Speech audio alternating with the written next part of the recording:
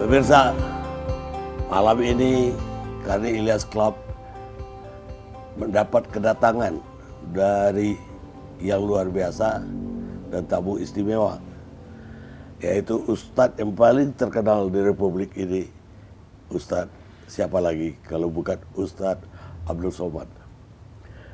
Assalamualaikum Ustadz. Waalaikumsalam warahmatullahi wabarakatuh. Ustadz, saya dengar tadi datang dari Palembang, Ya. dan siang tadi udah ketemu dengan ARS Habib Rizik Syihab. Alhamdulillah Pak Kani. Di Megamendung. Jadi sepertinya Ustadz ke Jakarta kali ini memang karena ARS datang ke Jakarta atau pulang kampung. Satu sisi memang kebahagiaan saya, karena selama ini setiap saya ceramah kemana-mana jamaah bertanya kapan Habib Rizik pulang. Oh, gitu. Mereka menganggap seolah-olah saya tahu semua yang terjadi dengan Habib Rizik. Saya di Mesir, beliau di Imam Muhammad Ibnu Saud di Riyadh. Mesir ini lebih terbuka, sedangkan Riyadh ini satu mazhab saja. Iya. Kemudian pula dari segi nasab, saya orang biasa, beliau Habib, keturunan Nabi Muhammad SAW. Tapi kemudian ketika ada beberapa hal yang ada titik persamaan. Ketika saya senang sekali dengan gerakan Amar Ma'ruf Nahi Mungkar. Selama ini saya melihat ada orang yang Amar Ma'rufnya semangat, ngajak berzikir, ngajak sholawat, ngajak memakmurkan masjid. Tapi ketika mungkar, melihat perbuatan maksiat itu diam. Karena memang Amar Ma'ruf Nahi Mungkar ini kan terkait dengan kepentingan orang banyak. Sehingga kalau itu kita sentuh, kalau ke istilah orang Melayu, kalau periuk belanga orang tersentuh dia mengamuk. Iyalah. Nah, itu. Jadi saya simpati dari awal. Sebelum saya ketemu beliau, sebelum hiruk pikuk Pilkada Jakarta 2017. Jadi soal keberanian maksud Ustaz. Keberaniannya itu bagi saya sesuatu yang menantang, saya senang. Apa fenomena dengan dia balik sekarang ini setelah sekian lama mengungsi lah ke Saudi Arabia? Kalau sekarang itu kan kita lihat Pak Karni, beberapa FB sahabat-sahabat kita itu kan dihilangkan berita terkait semua yang menulis HRS, Imam Besar, Habib Rizik Syihab itu kan langsung hilang. Kemudian yang posting-posting Instagram juga hilang. Saya masih ingat itu ketika kami umroh Januari 2018 di Makkah. Ketika itu saya ada waktu itu Ustadz Dery Sulaiman. Ustadz Dery Sulaiman mau tes streaming. Sudah dikasih tahu sama yang lain, tes aja, nanti 5 menit pasti down. Dia tes betul. Aku tes dia bilang. Begitu 5 menit langsung down. Jadi apa sebenarnya kesalahan makhluk hamba Allah yang satu ini? Berapa triliun negeri ini sudah dirugikannya? Apa BUMN yang pernah dia jual? Jadi bagi saya itu sesuatu, sehingga sampai menyebut namanya pun, menulis namanya pun. Tapi yang namanya manusia ini kan semakin ditekan, semakin diintimidasi, semakin justru pergolakan semakin. Untuk umat Islam sendiri, bagaimana Ustadz melihat Habib Rizik? Umat Islam ini kita mengajarkan di sekolah-sekolah dari mulai MDA sampai ke Universitas Islam, kita mengajarkan tentang integritas, tentang kejujuran, tentang keadilan, tentang bagaimana bersikap terhadap penguasa. Tapi kemudian santri-santri itu dalam tanda kutip bisa melihat hipokrit. Tidak sesuai dengan yang dibaca di kitab kuning, tidak sesuai dengan yang dia dengar dalam ceramah, dalam kenyataan. Maka dia menggantungkan satu harapan, sosok yang dia rindukan. Dan itu terjawab pada diri Habib Rizik Syihab. Jadi sebab itu kalau ada orang bertanya, apa rahasia di balik manusia bisa menyambut beliau sedemikian ramai? Ada yang mengatakan 3 juta di airport itu. Apa di balik itu semua? Kalau bagi saya simpel saja. orang sedang mencari sosok, kemana dia menggantung harapan. Ketika dia lihat sosok itu, hatinya sudah terpaut. Kalau sudah cinta, apapun dia lakukan. Dengan mata saya, kepala saya sendiri, Pak Karni, saya melihat ibu-ibu menggendong anak berhenti di tengah jalan karena lelah berjalan kaki tadi. Karena untuk menuju lokasi markas dakwah pesantren Habib Rizik di Megamendung itu, jalannya berkelok, mendaki, jalan tanah, melewati dan mobil tidak masuk. Mereka jalan kaki. Apa yang mereka cari? Tidak ada pembagian sembako. Tidak ada makanan, tidak apa. Maka mungkin mereka pun tidak melihat Habib Rizik. Tapi mereka merasakan kepuasan batin. Simbol gitu. Simbol. Ikon. Sebagaimana cintanya anak muda kepada penyanyi R&B atau K-pop. Begitu juga lah umat yang haus, rindu. Satu sisi mereka melihat dia sebagai ulama. Satu sisi mereka melihat dia sebagai pejuang keadilan. Satu sisi mereka melihat dia sebagai orang tertindas, teraniaya. Tapi ada satu sisi lagi juga mereka melihat dia sebagai keturunan Rasulullah SAW. Ustadz sendiri saya lihat mulai dilirik oleh politik ini. Yang penggagas, salah satu penggagas Partai Masubi baru, Ya. Ribon Masubi, udah mengumumkan Ustadz akan jadi Dewan Surah. Jadi apa ya Ustadz mulai tertarik untuk ikut dalam politik? Saya, Pak Karni, dalam 30 malam bulan Ramadan itu, ada satu malam saya khususkan kajian politik Islam. Kemudian kalau saya memberi kuliah umum di mahasiswa, selalu saya pesankan kalian mesti ambil peran di politik. Kalau tidak, politik kita akan diambil orang lain. Kemudian kalau saya ceramah di mana-mana, walaupun itu tablik akbar, di stadion, di tanah lapang, sebenarnya substansi isi yang saya sampaikan itu hanya 3 poin saja. Pertama, Islahut tarbiyah, perbaikan pendidikan. Masukkan anak ke TK Quran, SD Quran, SMP Quran, SMA Quran. Setelah itu terserah dia mau kuliah di mana. Yang penting basicnya Islam, Quran. Yang kedua, Islahul iktisad, perbaikan ekonomi. Maka gerakan belanja ke warung tetangga, produk halal, bangkitkan ekonomi umat. Kemudian itu banyak sekali video endorse saya terhadap produk-produk UMKM dan lain sebagainya. Yang ketiga adalah Islahul siyasah, perbaikan politik. Makanya di mana-mana saya tausiah, pilihlah anggota legislatif yang peduli pada perda syariah, kemudian pilihlah pemimpin yang memperdulikan pada ajaran Islam. Kalau paling tidak dia menyuarakan peraturan-peraturan atau sikap dia, itu keberpihakan dia kepada Islam. Itu yang selalu saya sampaikan. Maka ketika saya diminta sebagai narasumber seminar yang diadakan oleh sahabat-sahabat dari Masumi Ribon, Ustadz Abdul Somad sebagai narasumber untuk memberikan pandangan tentang sejarah politik Islam. Ya, saya dengan Pak Abdullah Heha Mahua dan beberapa narasumber lain ketika itu saya sampaikan.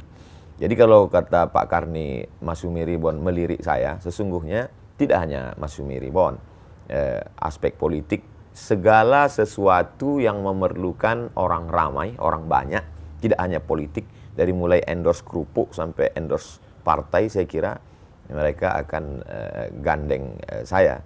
Bukan berarti ungkapan saya ini pede sekali, tidak. Tapi memang itu kenyataan yang saya terima hari ini.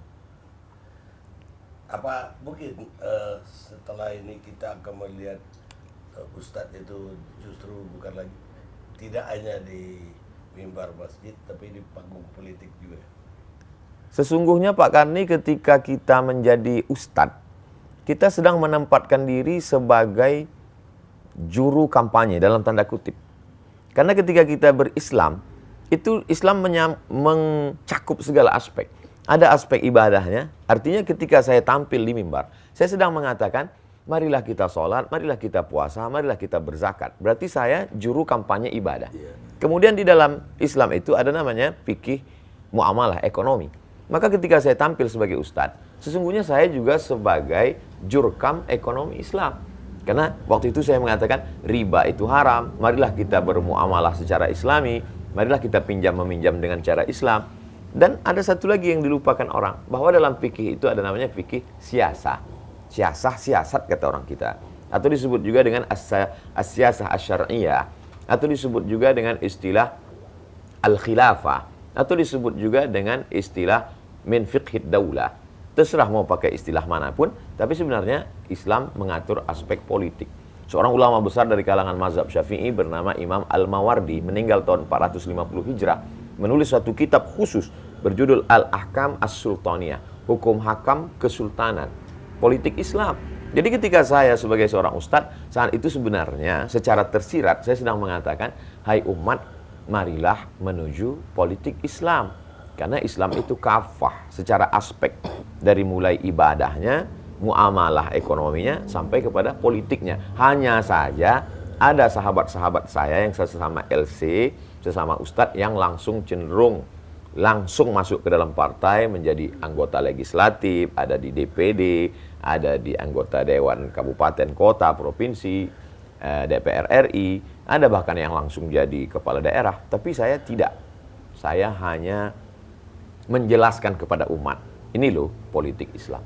Tapi sebagai pelaku politik praktis langsung, saya kira tidak. Karena saya memang secara historis, sejarah pribadi saya, kakek dulu mengatakan cucuku yang ini sekolah agama. Jadi saya memang sudah disetting dari awal belajar agama. Maka saya tidak SD, saya madrasah ibtidaiyah, sanawiyah, aliyah, kuliah di Al-Azhar, S2 hadis di Maroko, S3 juga hadis.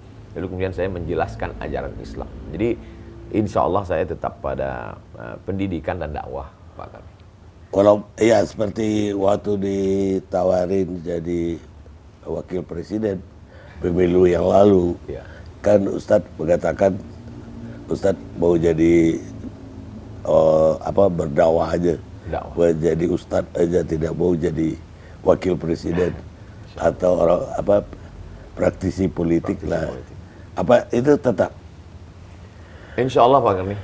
Jadi saya mensupport kawan-kawan, sahabat-sahabat saya, bagi-bagi tugas. Ada yang jadi penjaga gawang, yang mengajarkan kitab kuning di pondok-pondok itu mereka tidak pernah tampil ke depan. Menurut saya ini adalah penjaga gawang. Lalu kemudian ada yang menjadi back, ini yang menjadi anggota legislatif, ini mereka adalah backnya. Mereka membackup ini ajaran Islam di parlemen. Lalu kemudian ada yang menjadi striker, penyerang di depan, yang langsung tampil di depan mempengaruhi umat. Jadi saya tidak ingin kita saling salah menyalahkan. Saya tidak mengatakan, Pak Kiai, Tuan Guru, Ustadz, kalian kok cuman di tiang gawang aja, maju ke depan. Dan mereka juga tidak menyalahkan saya. Ya Abdul Somad, kenapa kamu terbang ke sana kemari, jaga ini tiang gawang. Enggak, kita bagi-bagi tugas. Jadi gak akan duduk di partai Pak Subi itu kesimpulannya? Saya akan mensupport sahabat-sahabat. Dari atas, dari bawah. Dari bawah saya akan menyadarkan umat tentang pentingnya politik Islam. Karena sekarang banyak umat ini sudah putus asa dia dengan politik Islam ini, Pak Kani. Saking banyaknya politik Islam ditambah lagi dengan pelaku-pelaku politik Islam itu sendiri. Lalu kemudian al-Islam mahjubun bil muslimin. Ajaran Islam itu terhijab, terdinding, tertutup oleh perilaku umat itu sendiri. Saya ingin menjelaskan, ini loh Islam, ini perbuatan umat Islam. Jangan karena kamu sholat di masjid sendalmu hilang lalu kau salahkan satu masjid. Bedakan perilaku umat Islam dengan politik Islam. Politik Islam itu bersih. Karena kalau politik ini kita tinggalkan, maka habislah suara kita. Kita akan menjadi mayoritas, tapi dalam perundang-undangan kita akan menjadi minoritas. Karena keputusan kita diambil oleh orang lain. Akan diambil oleh komunis, akan diambil oleh sekuler, akan diambil oleh liberal. Maka umat Islam mesti berperan di sana. Nah, di bawah ini disadarkan supaya mereka memilih, yang sampai mereka tidak memberikan perannya, karena kita tinggal di negara demokrasi. Kemudian di atas, saya selalu sampaikan bahwa adik-adik, ketika saya melepas calon mahasiswa yang akan berangkat ke Al-Azhar, Kairo, Mesir, ke Timur Tengah, saya jelaskan itu. Kalian nanti pulang, kalian punya bakat masing-masing. Ada yang akan menjadi businessman, entrepreneur, ada yang akan membangun pondok pesantren, tapi ada di antara kalian yang akan menjadi politisi, politik praktis, langsung dia menjadi anggota DPD, DPR RI, kepala daerah, dan lain sebagainya. Ya, tapi kalau lihat perhatian Ustadz terhadap embrio lah, baru kan Mas Subi belum jadi partai yang resmi. Ya. Kayaknya lebih agak istimewa soal Mas Subi ini. Karena partai-partai Islam lain selama ini nggak kelihatan ada pendekatan atau keakraban Ustadz. Ya. Padahal banyak sekali, ada PAN, ada PKB, P3, ada apa namanya, PKS. Kalau Pak Karni ingat ketika kita pemilu tahun 2018-19, ketika itu ada video saya sedang makan sate, lalu ada yang bertanya ke saya, Ustadz Somad, kami ini sedang bingung memilih partai. Lalu saya jawab di situ, video 1 menit, pendek saja. Ya, pilihlah yang memperjuangkan yang jelas di parlemen, diantaranya tentang peraturan undang-undang haram khamar, saya katakan. Waktu itu saya sebut partainya PKS dengan PAN. Beberapa partai yang menjadi gerbongnya suara umat Islam komplain ke saya. Kan partai yang isinya umat Islam bukan cuma yang religius, nasionalis, kami juga. Tapi menurut ijtihad saya, 2 itu yang saya sebut. Jadi artinya kalau saat itu saya sebutkan PKS, saya sebut PAN, hari ini saya bersama dengan orang-orang tua, sahabat-sahabat Masumi, karena ada sejarah masa lalu. Saya sebenarnya ingin menjelaskan, mereka bisa saja berbeda seragam, berbeda baju, karena saya berprasangka baik, husnuzon, kullu mujtahid musib. Semua yang berijtihad itu benar. Dia dapat 2 pahala. Satu sisi dia sudah berijtihad, ijtihad politik. Satu sisi dia dapat pahala karena ijtihadnya. Kalau dia benar, maka dia dapat 2. Andai dia keliru, tersalah, dia tetap dapat 1 karena dia sudah berusaha. Jadi saya mensupport gerakan itu. Apa ada sejarah orang tua atau kakek dulu juga bersumi? Secara praktis orang tua, kakek-kakek dulu kami lebih ke kalau sejarah dulu kakek-kakek kami adalah P3. Karena waktu itu zaman Pak Harto kan kita cuma ada 3 saja. Golkar, PDI dan P3. Dan kalau kakek kan masih masa tahun 50-an, kakek kan udah hidup. Mereka tidak. Mereka hanya gerakan agama, tasawuf, tidak ke politik. Oh, tasawuf. Saya mau bertanya tentang soal radikal ya. Saya melihat di Indonesia itu ada sekelompok orang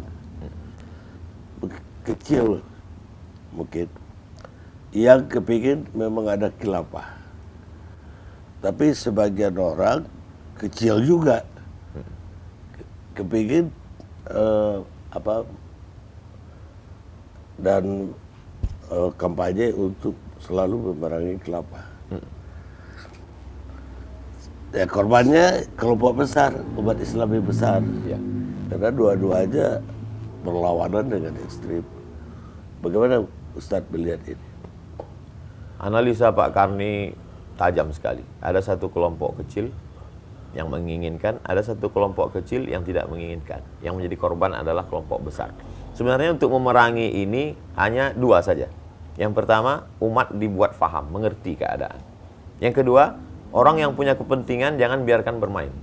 Karena ada orang yang mengambil kepentingan dan permainan di situ. Kalau dipahamkan umat ini, sama seperti kita mengerti, Pak Karni tidak punya kecurigaan sedikit pun bahwa saya akan mengganti Pancasila, bahwa saya anti NKRI, bahwa saya anti kebinekaan. Pak Karni paham tentang bagaimana pendirian saya, bagaimana sikap saya. Sehingga kita tidak ada kecurigaan. Kenapa? Yang pertama, kita saling mengerti. Yang kedua, bahwa kita tidak ada kepentingan. Tapi ketika ada kepentingan, maka mengerti pun kita tidak ada gunanya. Bahwa lalu kemudian kita diajarkan dari dulu, maka ketika ada kelompok yang meminta saya, memaksa saya untuk menyanyikan lagu kebangsaan Indonesia, saya menolak. Bukan karena saya tidak bisa menyanyikan, itu bukan saya karena anti NKRI. Saya dari kecil SD, sayalah yang mengerek bendera itu, dan sayalah yang menyanyikan lagu itu. Dan ketika saya mau berangkat ke Mesir, maka kami 100 anak Indonesia yang lulus beasiswa Al-Azhar tidak akan berangkat ke Mesir kalau tidak lulus penataran P4. Tes ke Mesir itu 3, tes bahasa Arab, tes hafalan Al-Quran, dan tes Pancasila dan Undang-Undang Dasar 45. Lalu kemudian setelah pulang, kamilah yang membawa bendera itu ke dalam hutan belantara 7 jam naik sampan untuk mengganti bendera yang lapuk dan mengajarkan anak-anak di kelas itu tentang Indonesia Raya. Ya, jadi kalau kita saling mengerti, maka insya Allah bualan-bualan isu-isu hoax itu tidak akan termakan oleh siapapun, sebagaimana kita bisa duduk bersama terlepas dari perbedaan pandangan politik. Ya, saya tahu bahwa banyak yang menuding Ustadz itu radikal, bahkan khilafah. Ya. Dan bahkan ketika kami wawancara Ustadz pun ada yang menuding, oh Anda udah jadi khilafah. Jangan-jangan Pak Karni sudah dituduh terinspirasi ikut khilafah. Iya, karena pernah wawancara dengan Ustadz. Labeling ini sangat mengerikan Pak Karni. Jadi kalau kita lihat sekarang, kalau ada orang tidak suka sesuatu, langsung dia berikan label anti NKRI, radikal, khilafah. Tiga ini seperti. Jadi kalau kita mundur ke belakang, kita bisa lihat bagaimana apa yang dialami oleh Haji Abdul Malik Karim Amrullah. Ketika pada rezim Orde Lama, zaman itu label yang paling sangat manis untuk menjatuhkan orang adalah dengan mengatakan dia akan menggulingkan kekuasaan, menjual negara Republik Indonesia ke Malaysia, lalu kemudian akan membunuh presiden dan lain sebagainya. Itu pernah dialami Buya Hamka. Lalu kemudian hari berganti, musim berubah, masuk Orde Baru, dan ketika itu muncul label baru yang disebut dengan komando jihad. Siapa saja, bahkan Buya Hamka kena label itu. Sampai Buya Hamka akhirnya melepas pecinya, dia bantingkan. Kalau ada komando jihad itu, maka akulah komando jihad itu, kata Buya Hamka. Jadi sejarah label ini saya kira perlu dituliskan dalam tulisan yang menarik, atau buku sekalian, tentang bagaimana label-label ini untuk menjatuhkan orang lain.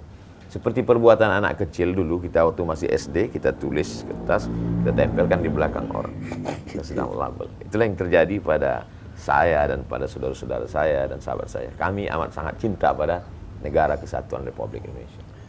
Ya, karena itu saya ingin bertanya bagaimana tanggapan Ustadz ketika Ustadz itu mengalami banyak sekali, ada persekusi, ya, ada ya kayak tadi dihadang, bahkan ada khotbahnya jadi dibatalkan, ya, segala macam lah, bahkan tidak diterima di satu daerah.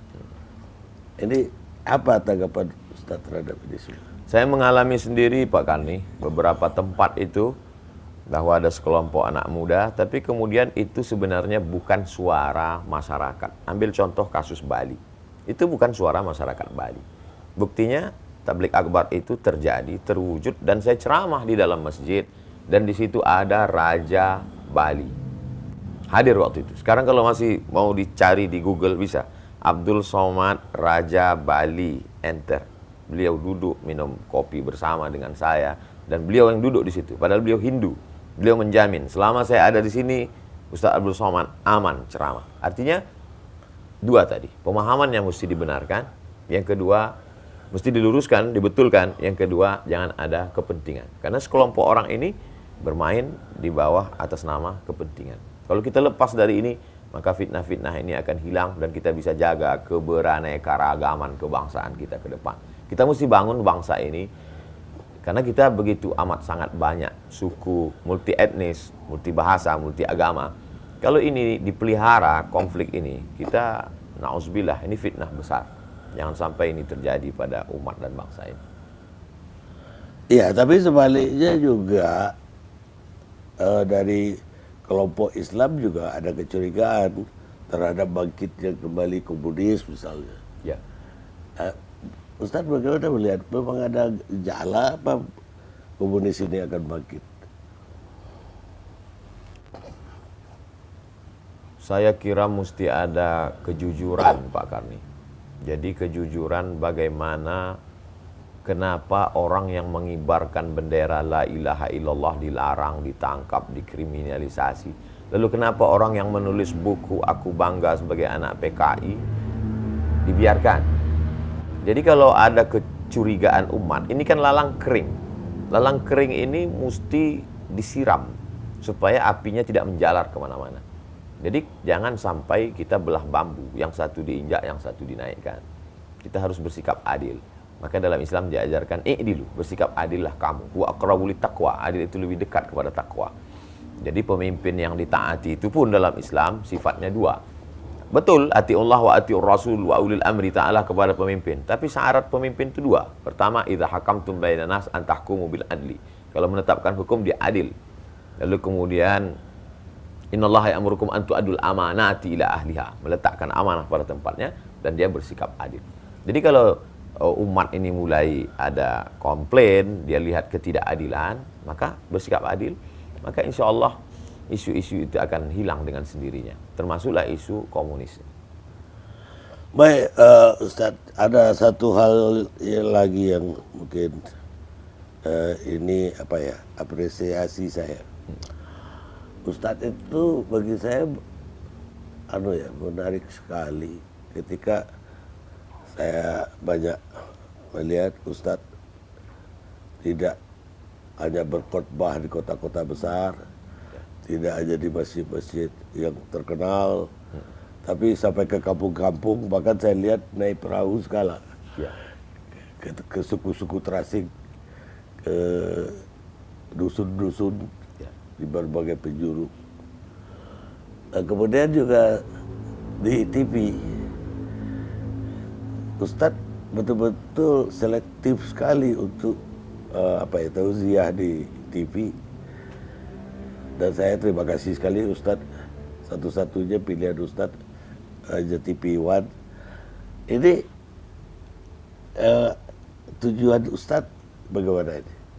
Apa yang mendorong Ustadz begitu? Saya dulu cita-cita saya simpel saja Pak Karni. Saya pulang, saya ingin beli tanah yang di kampung itu tidak ada ustadznya. Lalu kemudian saya akan buat kolam ikan, tanam cabai, tanam bawang, tanam kangkung. Saya menjadi guru mengaji. Syukur-syukur rezeki berlebih, saya bisa buka pondok pesantren. Simpel saja dulu. Tapi kemudian almarhumah ibu saya mengatakan, kau kan S2, baguslah kau tinggal di ibu kota provinsi. Saya bilang kita tak punya channel, kita tak punya kenalan. Gimana mau mengajar di kampus? Allah kasih jalan, kata dia. Jadi ketika saya pulang, kebetulan di bulan itu buka tes PNS. Lalu saya lulus. Saya kemudian memberikan tausiah, ceramah dari masjid-masjid ke surau. Lalu kemudian ditakdirkan Allah viral. Tapi saya tetap pada cita-cita pertama. Maka ada salah seorang sekda, sekretaris daerah yang seminar di Jepang. Sampai di Jepang dia ketemu dengan rektor Universitas Hasanuddin. Lalu Bapak Rektor ini bertanya kepada Pak Sekda salah satu kabupaten. Dia tanya, kenal Ustadz Abdul Somad dari Riau? Saya selalu tonton dia di YouTube. Rupanya Pak Sekda kabupaten tadi tidak kenal dengan saya. Tapi mau bilang tidak kenal malu, karena masa orang Makassar bisa kenal dia yang sekampung tidak kenal. Akhirnya saya diminta datang. Saya pun datang. Ustadz ceramah di ibu kota kabupaten ini. Saya katakan saya sudah ceramah 5 tahun bolak-balik sini. Bapak aja yang tak pernah datang. Tapi kalau Bapak mau suruh saya ceramah, kasih saya jadwal menelusuri sungai ini sampai ke suku Akit yang belum beragama. Saya akan isi 6 pengajian. Kajian subuh, kajian duha, kajian zuhur, kajian asar, kajian maghrib, kajian isya. Kasih saya seminggu. 6 hari, 6 kali 6, 36 titik. Mereka susun 36. Kepuasan saya ada berada di situ. Maka ketika ada mahasiswa mengajak saya masuk ke suku Talang Mama, saya masuk. Dari Pekanbaru 5 jam, masuk ke dalam 7 jam. Sampai hari ini, dalam setahun itu saya khususkan ada 2 bulan, saya masuk ke pulau-pulau. Sahabat-sahabat mengajak saya dari Dompet Duafa, dari Dewan Dakwah, dan lain sebagainya. Dewan Dakwah salah satu yang konsep. Ada kepuasan batin saya di sana. Mana memang tujuan awal saya, yaitu bahwa dulu ketika di Mesir, Pak Karni, kita waktu itu krisis, kesulitan. Dan ada orang Mesir itu dia punya peternakan ayam, namanya Muhandis Abdus Salam. Dia kaya sekali. Setiap bulan, krisis moneter kami sulit dapat kiriman. Dia yang memberi kami bantuan, di samping beasiswa Al-Azhar. Suatu ketika sedang berkumpul kami datang bertanya ke Muhandis Abdus Salam. Apa yang doa engkau inginkan dari kami? Biasanya orang kalau dia kasih uang, dia minta doakan saya. Kata dia, jangan doakan saya. Kamu nanti pulang ke negerimu, kamu sebarkan saja Islam ini ke kampung-kampung. Karena saya pernah sampai ke sana, di kampungmu masih ada orang yang belum pakai baju, kata dia. Sampaikan. Jadi apa yang saya lakukan hari ini adalah janji saya pada kakek-kakek saya dulu, kemudian pada orang Mesir yang dulu pernah berbuat baik pada kami. Tentang televisi, Pak Karni, TV One bukan satu-satunya tempat yang pernah saya menyampaikan tausiah. Saya pernah di televisi ini, saya pernah di televisi anu. Lalu kemudian ceramah saya diatur, saya harus pakai baju ini. Di menit sekian saya mesti tertawa, di menit sekian saya mesti menangis. Saya tidak bisa begitu. Saya tidak bisa begitu. Ceramah saya tidak bisa diatur. Saya menemukan kebebasan di TV One. Kalau andai satu zaman, satu masa, satu bulan nanti TV One memperlakukan saya seperti itu, saya mesti diatur menangis di menit kemudian, saya tidak boleh bicara ini. Mungkin saya akan keluar dari TV One dan saya lebih memilih ceramah di channel Pak Karni Ilyas. Insya selama saya jadi pemberatnya nggak ada peraturan begitulah. Untuk yang lain pun tidak. Tapi gini, Ustadz sendiri dari Aliyah, dari Madrasah Ibtidaiyah, Aliyah, sampai akhirnya sekolah ke beberapa negara. Ya. Ke Al-Azhar, ke Maroko, ke Sudan terakhir. Sudan. Ini beasiswa semua atau biaya dari mana? Pada tahun 1998, Indonesia mendapat jatah 100 beasiswa ke Al-Azhar Kairo, gratis, selesai S1. Saya ikut tes, waktu itu untuk Provinsi Riau, Aceh, Sumatera Utara, tesnya di Medan. Saya lulus. Dapat beasiswa, tiket ditanggung oleh Al-Azhar Kairo. Lalu kemudian setelah itu ada lagi namanya Agence Marocaine Coopération Internationale, AMCI. Itu memberikan beasiswa untuk anak Indonesia 15 orang. Dan saya mengirimkan berkas, ijazah, transkrip nilai. Saya termasuk pemburu beasiswa, Pak Karni. Saya cari, dapat, saya kirim, dan saya diterima di Darul Hadis, sebuah lembaga yang didirikan oleh Raja Hasan II. Ayah dari raja yang sekarang, Raja Muhammad VI. Lalu setelah itu, saya pun lulus jadi dosen. Ada namanya program 5.000 doktor, Pak Karni, yang dikeluarkan Kementerian Agama. Adik kelas saya lulus, dapat beasiswa 5.000 doktor. Lalu dia datang ke saya, "Bang, saya dapat beasiswanya besar. 1 tahun 200 juta. Berarti kalau 4 tahun bisa 800," kata dia. Beasiswa ditanggung full. Saya pun ajukan. 3 tahun saya ajukan, Pak Karni. 3 kali 3 tahun nggak dapat. Tak tahu apa kesalahan. Padahal saya sudah terdaftar. Sampai pernah datang Pak Dirjen dengan Pak Rektor. Pak Rektor nanya ke Pak Dirjen, "Ini Abdul Somad ini sudah 3 kali ngajukan. Kenapa nggak dapat beasiswa?" Nggak tahu kenapa. Sampai akhirnya suatu hari saya pergi dalam perjalanan dakwah di airport Cengkareng, saya ketemu dengan seseorang di toilet. Dia mau keluar, dia lihat saya, "Ustaz Abdul Somad ya?" "Iya," kata saya. Dia keluarkan kartu namanya, "Saya dari Surabaya. Ustadz mesti doktor. Ustadz daftar S3 dimanapun di seluruh dunia ini, saya tanggung sampai selesai. Tiket pesawat, semua biaya. Nih, datang ke saya." Seolah-olah Allah Ta'ala ingin mengatakan kepada saya, "Abdul Somad, 3 kali kau ajukan ke Kementerian Agama tidak lulus. Nih, ku kasih cash. Kalau aku berkehendak, aku bisa." Ketemunya di toilet lagi, di tempat setan. Bisa ketemu malaikat di tempat setan. Tapi alhamdulillah Pak Karni, sampai hari ini saya tidak temui itu Bapak. Nah, kartu namanya ada. Saya tidak minta. Tak tahu datang dari mana, setiap orang kasih saya uang yang dolar, saya simpan di satu amplop. Akhirnya saya kumpul itu, cukup untuk biaya kuliah saya, bahkan berlebih. Tiket pesawat saya 2 kali saya ke Sudan bolak-balik. Kuasa Allah SWT. Betul, kata ibu saya dulu, almarhumah, rezeki itu tak berpintu, nak. Kalau kau lulus PNS ini, berarti disitulah letak rezekimu. Andai kau tak lulus, rezeki Allah akan datang dari pintu yang lain. Saya yakin dengan itu. Itu sebenarnya cara Allah untuk meyakinkan saya. Yang selama ini kau belajar di Azhar, sudah kau baca hadisnya, sudah kau hafal ayatnya, tapi kau belum ketemu di alam nyata. Saya banyak mengalami hal-hal yang di luar logika akal. Salah satunya adalah selesainya saya bisa menyelesaikan S3 ini, Pak Karni. Saya waktu itu tidak punya kesempatan. Saya sudah terdaftar. Referensi saya sudah penuh kamar itu. Buku-buku dikirim oleh kawan-kawan saya. Karena disertasi saya tentang kontribusi Syekh Hasyim Asy'ari dalam penyebaran hadis di Indonesia.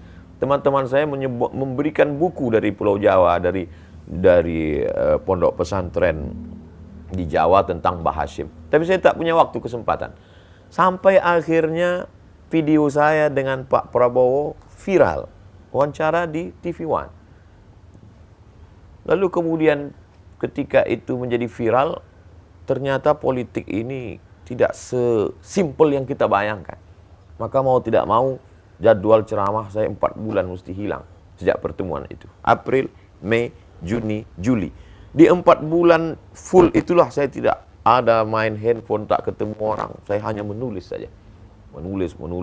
Akhirnya saya pergi ke Sudan dan saya sampai ke sana setelah melewati lebih dari 20 kali perbaikan, revisi, akhirnya sudah siap disidangkan. Ternyata saya baru terdaftar 2 tahun kurang 6 bulan. Akhirnya saya disidangkan Desember 2019 dan bulan Februari saya datang ke Brunei Darussalam.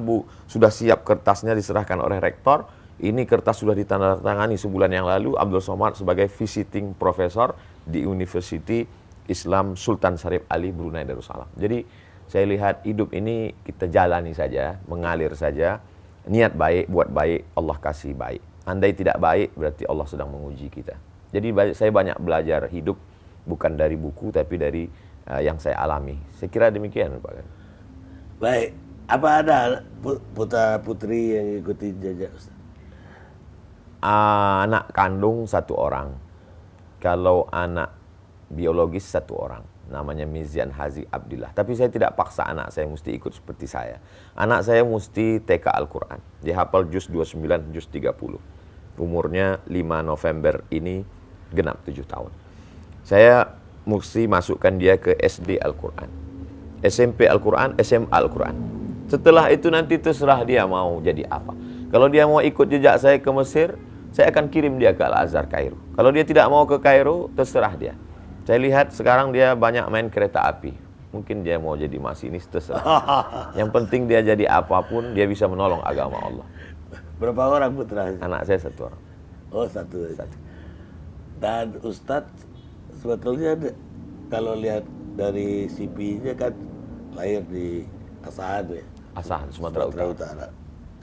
Tapi besarnya di Pekanbaru. Saya Riau. sampai 1900 saya kuliah sekolah di SD di Kisaran, ibu kota Kabupaten Asahan. Lalu setelah itu melanjutkan ke Madrasah Sanawiyah Mu'allimin Al-Jamiatul Wasliyah Jalan Sisingamangaraja Medan sampai 1995. Setelah itu saya berhenti sekolah karena menurut saya sekolah itu tak ada gunanya. Presiden sudah ada, menteri sudah ada. Saya bilang ke orang tua saya, aku tak perlu sekolah lagi, belikan saja aku 1 mobil truk mau jual ikan asin. Karena saya lihat jual ikan asin lebih kaya dan lebih banyak uangnya. Tapi orang tua, ibu khususnya, memotivasi saya untuk terus sekolah. Akhirnya saya sekolah, ijazah terakhir saya di Nurul Falah Air Molek Indragiri Hulu. Itulah satu-satunya sekolah yang mau menerima saya. Sekolah itu amat sangat besar jasanya. Selalu saya sampaikan motivasi, jangan pernah menjudge orang. Walaupun anak itu bandel, nakal, boleh jadi dia punya harapan. Terimalah dia, seperti sekolah ini dulu mau menerima saya. Lalu kemudian setelah itu 98 saya ke Mesir, tahun 2004 saya ke Maroko, 2017 saya ke Sudan, 2019 berakhir, dan saya keluar dari PNS 2020 sampai hari ini dan dipertemukan dengan Pak Karni.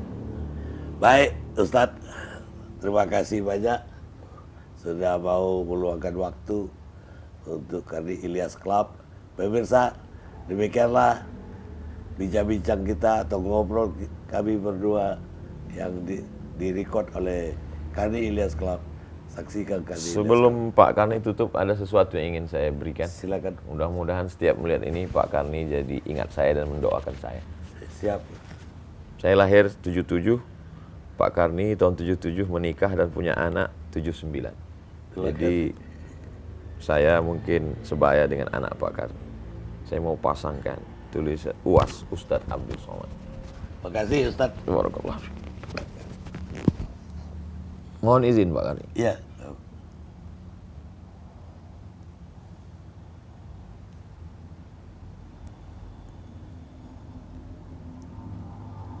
Barakallah.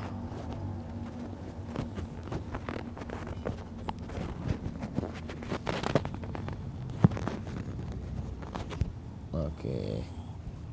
Terima kasih. Jazakumullah. Barakallah. Dan terima kasih udah meluangkan waktu Baik Pak Kadi. sampai jam berapa itu?